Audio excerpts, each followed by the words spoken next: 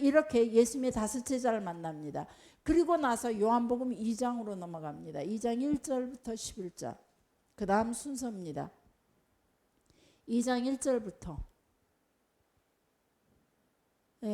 2장, 요한복음 2장 1절.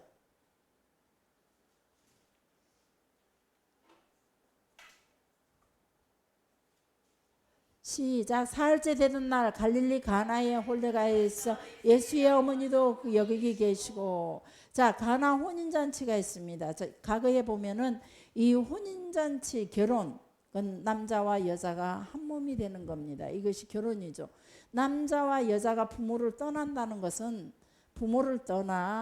남자가 부모를 떠나 여자와 한 몸을 이룬다라고 기록되고 있는데, 그 남자와 여자가 부모를 떠난다는 것은 부모의 간섭을 받지 않는 것이 아닙니다. 요즘은 결혼하지 않아도 벌써 부모의 간섭을 받지 않으려고 합니다. 사람들이, 우리 젊은 세대가.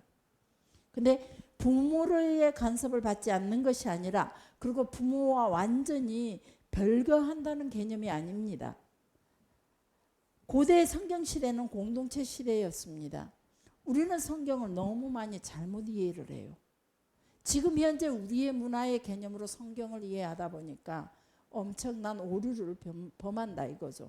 고대 성경 시대는 공동체 시대였고, 가족 관계성 속에서 살아야만 했습니다. 가족을 떠나버리면 그들은 홀로 떨어져 있기 때문에 그들의 모든 삶들은 다 막히게 된다는 거죠. 지속적인 부모의 간섭을 받고 사는 것이 유지되어야만 했다는 거죠. 과거에는 가족 공동체는.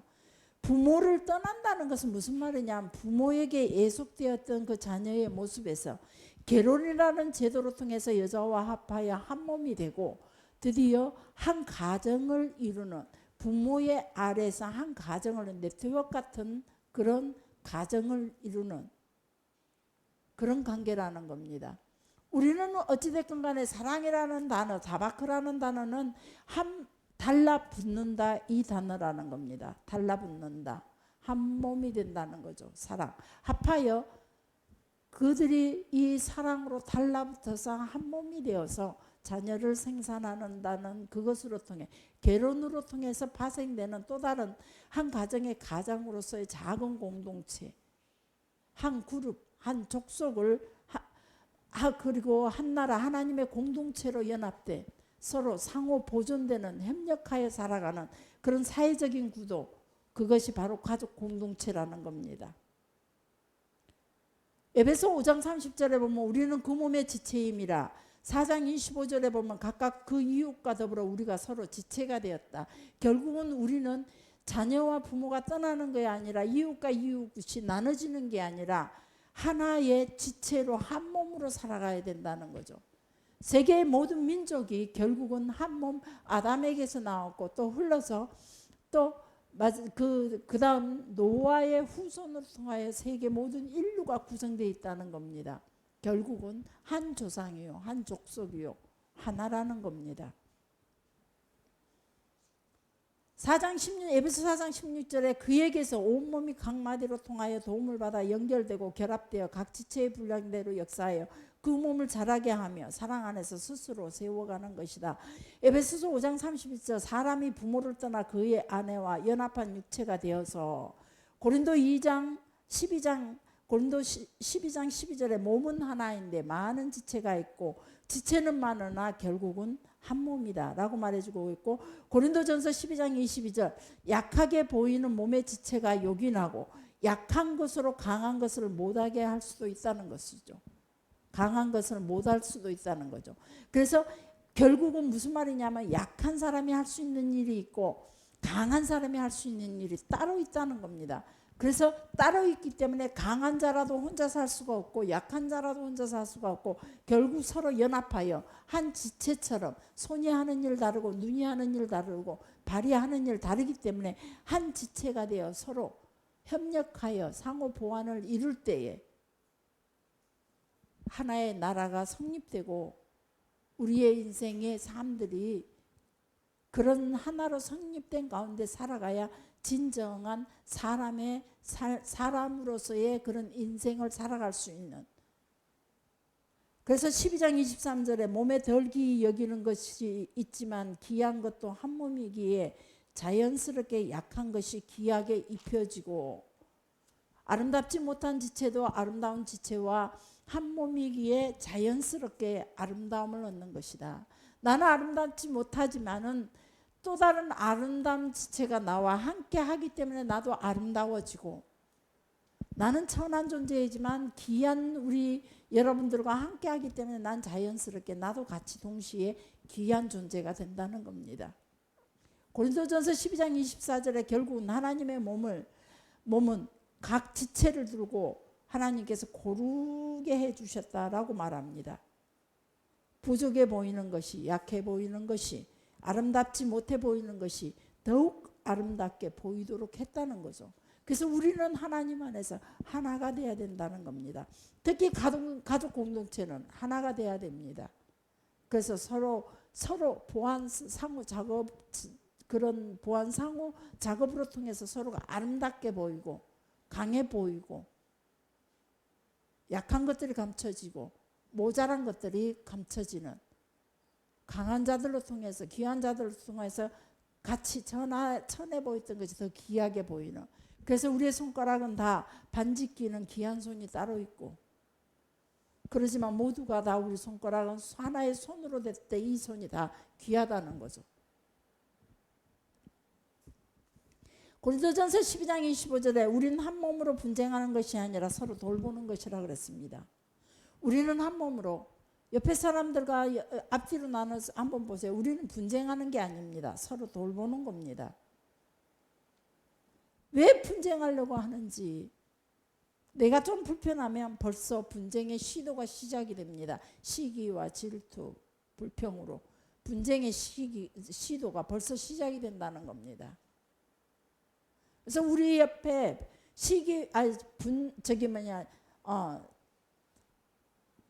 불평이 있고 시기가 있을 때는 분쟁의 시도구나 느끼셔야 됩니다. 적어도 하나님의 일꾼 되는 우리는 누군가가 불평이 시작이 되면 분쟁의 시작이구나. 사단의 분쟁의 시작이구나.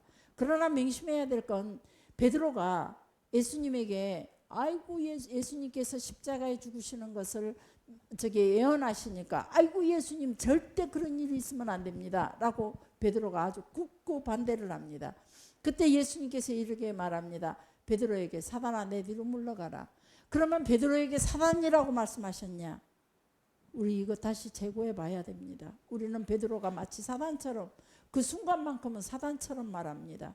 아닙니다. 하나님 예수님의 뜻과 베드로와 예수님 사이에서 중간에 선 사단이 베드로로 통해서 예수님의 뜻을 이해하지 못하도록 만들었다는 거죠. 그래서 그 중간에 선 사단이 뒤로 물러가야 베드로와 예수님 사이의 교통이 무난해진다는 거죠. 그래서 우리 가운데 시기와 질투를 주는 것은 중간에 사단이 낀 게 있기 때문이라는 겁니다.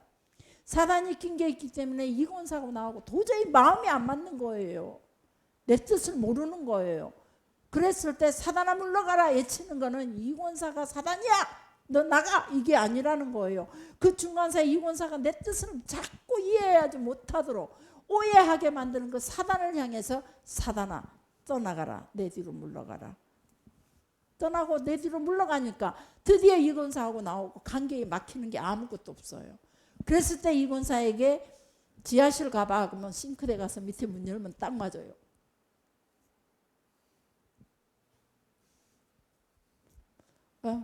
무슨 뜻인지 아시죠? 제 말 뜻을 다 알아들을 수 있다 이 말이죠. 그래서 우리는 결혼이라는 그 제도로 통해서 결국은 이탈이 아니라 분리가 아니에요. 더욱더 하나가 돼야 된다는 거죠. 결혼이란 하나님이 제정하신 하나님 나라의 확장과 번성 그리고 하나님의 권능과 권세를 드러내는 제도입니다. 결혼이 얼마나 우리에게 중요한 건지 모릅니다. 그래서 우리는 반드시 결혼이라는 것으로 통해 하나님께서 우리에게 결혼이라는 것을 통해 인생의 향락을 즐기고 육체의 쾌락을 즐기라고 결혼이라는 제도를 두신 게 아닙니다. 번성입니다. 확장입니다. 그리고 번성과 확장으로 통해 하나님의 권능과 그 권세를 드러내는 겁니다. 신명기 14장 26절에 내 하나님 여호와 앞에서 너와 네 권속이 함께 즐거워하라. 이 구절은 아내 없는 유대인들은 행복과 축복, 좋고 즐거운 것을 느낄 수 없다는 뜻이기도 하죠. 그래서 늘 아내 없는 분 보니까 너무 외로워 보여요. 저희도 우리 아버님 보면서 제가 너무 짠한 것이 너무 외로워 보여요.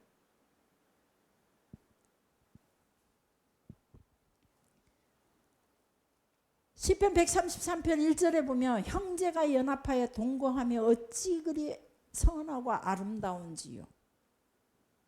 머리에 보배로운 기름이 수염에 흘려서 그 위에 옥기까지 내린 같도다 라고 말씀해 주고 있습니다.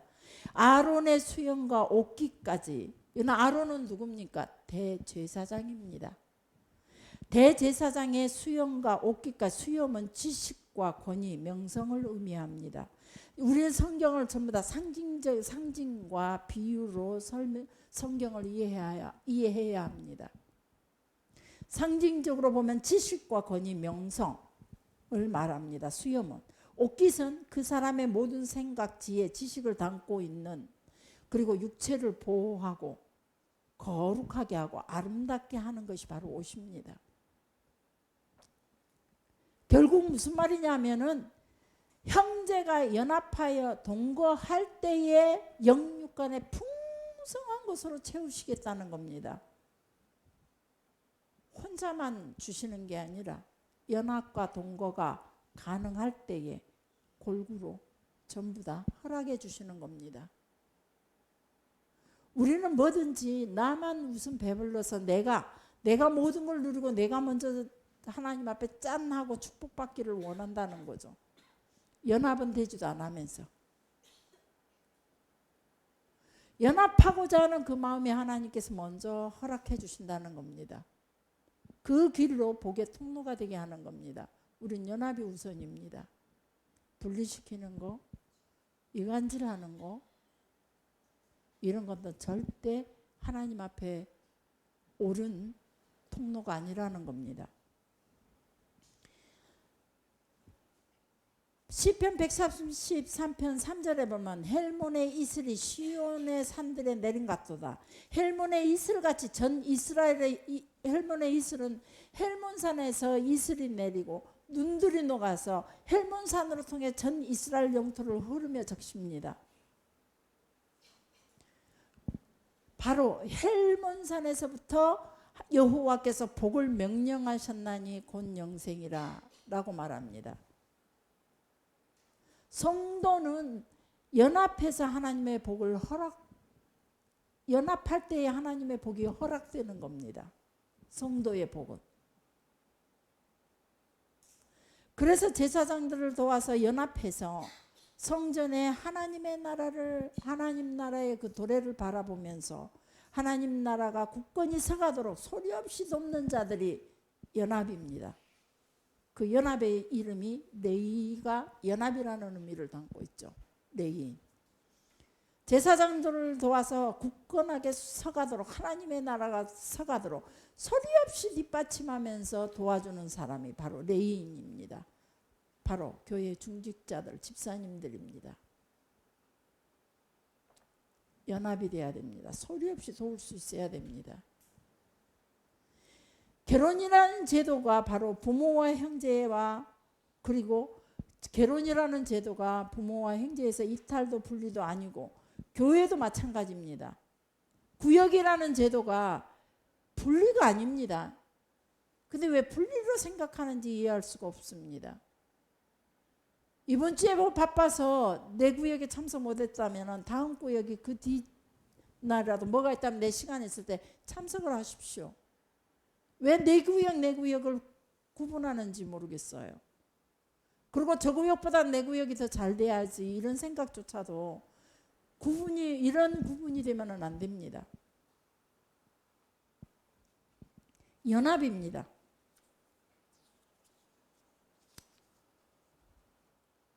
자, 옆에 사람들에게 얘기하십시오. 옆에 사람들 바라보십시오. 귀한 존재인지 천한 존재인지. 어떻습니까? 귀해 보이십니까? 그러면 이렇게 말하십시오. 당신 때문에 오늘 내가 빛난 것입니다. 당신 때문에 오늘 내가 아름답습니다.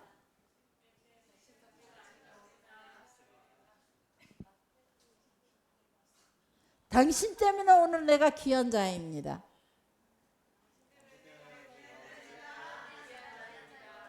네, 집사님들이 귀하기에 내가 같이 있었더니 귀한 자가 되는 거예요. 옛날에 이런 얘기를 들었습니다. 목사님이 젊은 전도사가 교회로 들어왔는데 젊은 전도사예요. 그렇지, 사실은 젊은 전도사들이 교회에 들어가면 별로 안 믿는 사람들한테 별로 대접을 못 받아요.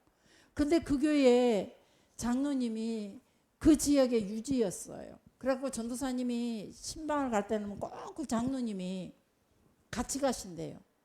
그리고 그 장로님이 그 전도사님 뒤에 따라간대요. 앞서 안 가고. 그러면은 전도사님이 앞으로 가다 보고 신방을 가면서 딱 성경 끼고 가면 뒤에서 장로님이 성경을 끼고 꽉 전도사님 한 걸음 옆으로 살짝 서서 뒤따라간대요. 그럼 동네 사람들이 전도사님 보고 인사한 게 아니라 이 유지를 보고 인사를 한 거죠. 안녕하십니까? 어디 가십니까? 자연스럽게 이 전도사님에게 인사가 되는 거죠. 그러면 전도사님, 네, 안녕하세요. 또 인사를 하고. 자, 그러니까 장로님 때문에 전도사님이 귀한 자가 되고 유지가 되는 거죠. 인사를 받는 자가 되고. 자, 나는 여러분들 때문에, 여러분들이 아름답기 때문에 저도 아름다운 것 같아요. 나 고맙습니다. 이제 쑥스러졌어요. 갑자기 그렇게 말한 것이 그렇게 말한 것이 역시 나는 한 살이구나 느꼈을까요? 여러분 때문에 내가 귀한 존재입니다. 자, 가나안 혼인잔치의 이 사건은 이때 당시가 결혼 순서부터 얘기하자면 신랑이 신부를 자기 집으로 맞아들인 후에 주변 친척들과 성대하게 잔치를 합니다. 그리고 신랑이 올 때에 신부들이 이렇게 준비하고 신랑을 기다리고 있다가 신부 친구들이 영접을 합니다. 자, 이게 열처녀 비유에서 이해하시는 장면이죠. 자, 또 영접을 하고, 그리고 그날 밤에 신랑 집들에 모여서 갈라라는 저녁 식사를 나눕니다. 자, 갈라쇼 축하연입니다. 갈라쇼 많이 들어봤죠? 우리 연아 씨 갈라쇼 축하연입니다. 축하를 해주는 거. 자, 식사 전에 모든 사람이 이때 모여서 정결례로 손을 씻습니다. 그리고 식사를 합니다. 그리고 혼인잔치는 7일 동안 계속됩니다. 혹은 또 2주로도 연장이 됩니다. 식사하는 부류들은 같은 식탁에서 앉아서 같이 식사를 합니다. 자, 장로님 부르들은 장로님 부르대로, 집사님 부르다는 집사님 부르대로 앉아서 식사를 합니다. 사회적인 지위를 말합니다. 교회의 영적인 지위가 아니.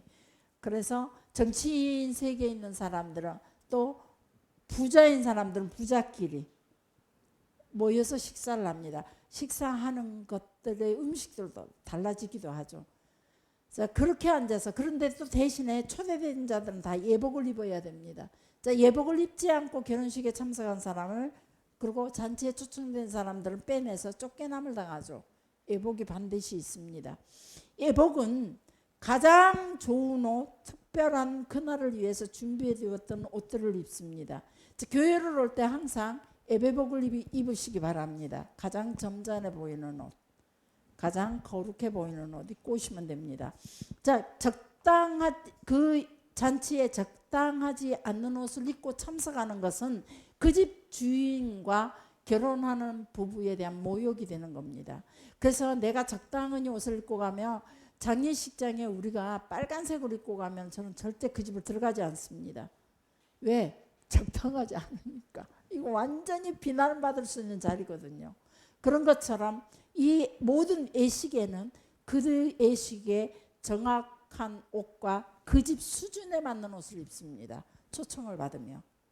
그 집이 아주 돈 많은 부자인데 나를 초청했다. 그러면 그만큼의 그 집 수준에 맞는 옷을 우리가 입어야 됩니다. 그렇지 않을 경우는 무시하는 게 되고 그 집에 모욕을 주는 것이 되어서 그 집에서 쫓겨날 수밖에 없는 일입니다. 그런 것들을 이해할 때 성경이 이해가 될 겁니다. 예복 안 입었다고 쫓아내? 라고 하는 것이. 그런 걸 비유로 그들에게 있는 문화의 걸 비유로 해서 예수님께서 전부 다 설교하셨던 내용들이니까요. 그런 시간 그렇다는 거 그때 당시의 문화가 계시록 21장 2절에 보면 신부가 신랑을 맞이한 예복을 준비하라라고 말씀하십니다. 그들의 문화와 사상에 맞는 설교들을 하고 있는 거죠. 그거에 맞추어서 설교하시는 겁니다. 예복은 자신을 초청한 그 주인의 사회적인 이치에 맞는 예복을 반드시 입어야 된다는 거죠. 화객들과 사회적 수준을 맞추는 정도의 예복이면 된다는 겁니다. 그리고 유대력으로 아부월은 우리의 달력 8월달입니다. 아부월 15일과 대속제일 욤 하기푸림이라고 합니다. 대속제일. 이날은 처녀들이 하얀 옷을 빌려 입고 어느 포도원에서 춤을 춥니다. 그들의 행사입니다. 이런 날은. 사사기 19장 20절에 보면 내인 첩사건이 있습니다. 이 내인 첩사건이 행음하고 떠난 첩을 못 잊어서 그 첩을 찾아서 내인이 첩을 찾아서 떠납니다. 그리고 그 여자를 찾아서 베들레헴에 가서 장인집에서 그 여자들을 데리고 돌아오다가 베냐민 지파 자손의 땅에 이르게 됩니다. 왜 그냥 그때 당시 땅을 여호수아가 가나안 땅을 차지하고 나서 각 지파별로 땅을 나눠주거든요. 그래서 내가 베냐민 지파에서 유대 땅에서 저 위에 단 지파로 가려면 반드시 지나가야 할 지파들이 있다는 겁니다. 그래서 이 레인 첩사건 때도 레인이라면 성전에서 하나님의 일에 수고하는 사람들입니다. 영원한 직책이죠. 이 사람들이 떠나간 첩, 바람을 피우고 떠나간 첩을 못 잊어서 찾아갖고 오다가 오는 길에 밤이 되니까 어쩔 수 없이 베냐민 지파의 지파 땅을 지나다가 베냐민 지파에서 유수갈집을 찾습니다. 그런데 그 유수갈집에서 반갑게 맞이해줘서 들어가 잠을 자는데 그만 그 동네에 베냐민 지파의 남자들이 그 여자를 끌어냅니다. 그리고 밤새도록 능욕을 합니다. 그리고 그 여자는 그날 밤에 죽습니다. 이에 레인이 그 격분해서 그 시체를 12토막을 냅니다. 지금만 토막 살인 사건이 있는 게 아니었던 거죠. 자, 12토막을 내서 12지파에게 보냅니다. 그리고 베냐민 지파를 고발을 합니다. 그래 베냐민 지파가 이때 베냐민 지파를 상대로 온 이스라엘이 미스바에 모입니다. 내 형제들, 우리는 같은 믿음의 형제고 하나님의 나라 공동체다. 그렇기 때문에 너희 베냐민 지파가 그렇게 한 것은 이거는 하나님 앞에서 우리 민족들에게 큰 죄다라고 생각을 하고 온 나라가 베냐민 지파와 맞서서 전쟁을 치릅니다. 그러나 그 온 나라의 전쟁 치르는 것에 베냐민 지파가 절대 이기지를 못하겠죠. 베냐민 지파는 결국은 광야로 도망가 버립니다. 그리고 넉 달 동안 숨어 지냅니다. 이 넉 달 동안 숨어 지내는 동안 온 성읍, 베냐민 지파의 온 성읍과 가축들을 만나는 모든 사람들은 다 다치고 죽고 성읍이 불살라지게 됩니다. 그리고 베냐민 지파가 돌아와서 보니까 여자들이 다 죽고 없는 거예요. 그러니까 이제 문제가 생긴 거예요. 그런데 사사기 21장에 보면 누구든지 베냐민 지파에게 딸을 주는 사람은 딸을 주지 말자. 그리고 딸을 주는 사람은 저주를 받을 것이라 라고 서로 맹세합니다. 근데 베냐민 지파가 돌아오지만 결국은 결혼하여 아들을 얻지 못하게 되니까 결국은 베냐민 지파는 망하게 됩니다. 지파가 영원히 끊쳐지게 되는 거죠. 사라지게 되는 거죠. 베냐민이라는 이름이 12지파에서 사라지게 됩니다. 그때 이제 이들이 이스라엘에 다시 모입니다. 우리 12지파 중에 한 지파가 사라지면 되겠느냐? 살려야 되지 않겠냐? 그랬는데 우리 스스로가 절대 베냐민 지파에게 딸을 주지 말자고 맹세했기 때문에 내가 나서서 주게 되면 나는 저주를 받는다. 그래서 안 된다. 그러면 어떻게 할 것이냐? 그랬을 때 바로 이 방법을 선택하게 합니다. 베냐민 지파에게. 사사기 21장에 보면 실로에서 매년 여호와의 명절이 있다.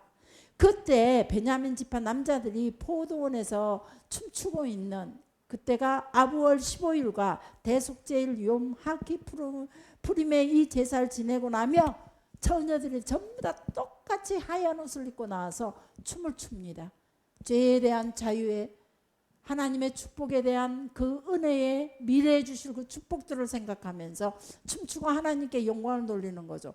이 자리에 베냐민 지파 남자들이 포도원에 숨어 있다가 포도원에 여자들이 나와서 춤을 추거든 무조건 한 명씩 보쌈에 가라. 우리가 준 것 아니기 때문에 나는 저주를 면하고 베냐민 지파는 붙잡아 가지고 가서 자기 아내로 삼고 그래서 결국은 베냐민 지파가 영원히 끊쳐지지 않고 계속 그 베냐민 지파가 남게 된다는 것을 이것이 유래가 되어서 나중에 공개 구혼 장소 같은 행사로 바뀌게 됩니다. 그래서 부잣집 처녀나 가난한 처녀들이 상관없이 전부 다 똑같은 옷을 입어야 합니다. 부잣집이라고 더 멋진 옷을 입을 수가 없고 가난하다고 허름한 옷을 입을 수가 없습니다. 똑같이 옷을 입고 거기서 이제 구분 못하게 부잣집 딸인지 가난한 딸인지 예쁘게 생겼는지 밉게 생겼는지 구분 못하도록 밤에 이 잔치가 벌어지면서 같은 옷을 입고 춤을 출 때에 남자들이 무조건 한 명 데리고 장가 못 간 사람들은 베트남 처녀 데리고 올 필요가 없어요. 거기서도 여자 데리고 오고 중국의 여자 데리고 올 필요도 없어요. 거기 가서 그냥 끌고 오면 돼요. 우리나라 사람을. 이렇게 결혼을 했습니다. 이것이. 그래서 이렇게 혼인은 뭐냐면 하나님의 첫 번째 계명 창세기에 보면 생육하고 번성의 이 출발입니다. 하나님께서 우리 인생들에게 주신 첫 번째 계명이 생육하고 번성입니다. 결혼해서 자녀를 낳아야 합니다. 이것이 하나님의 계명입니다. 요즘 젊은 사람들은 자녀를 놓지 않습니다. 무슨 말이냐면 나라는 금방 멸망해 버릴 겁니다. 우리나라는 자기의 평안함과 자기의 육체의 소욕을 위해서 자녀를 놓지도 않고 자기 육체의 아름다움을 위해서 요즘 자녀를 낳는다죠. 몸매가 이뻐지기 위해서라도.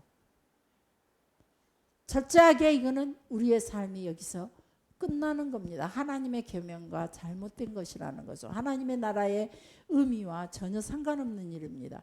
그래서 우리는 이 혼인으로서 반드시 생육 번성의 출발이 있어야 합니다.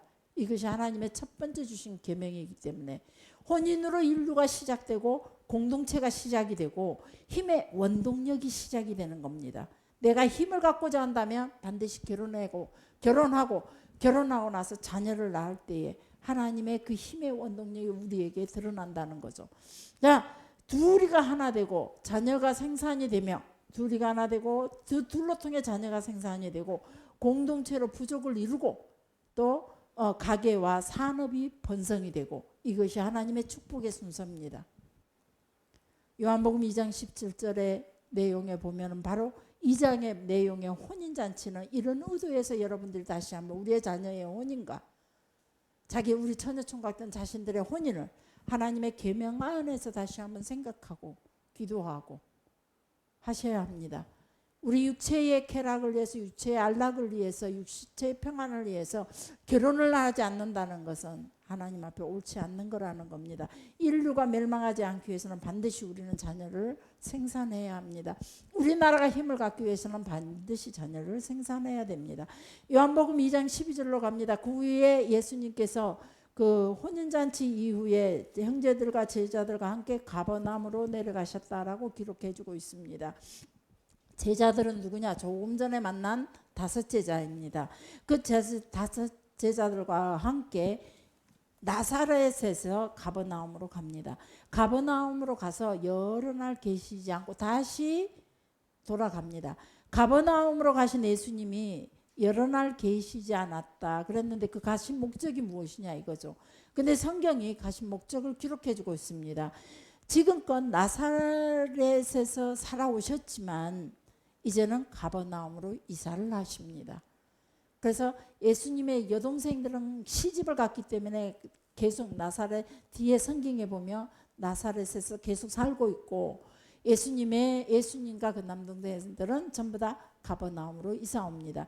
자, 오늘은 여기까지 말씀을 성경 공부를 하겠습니다.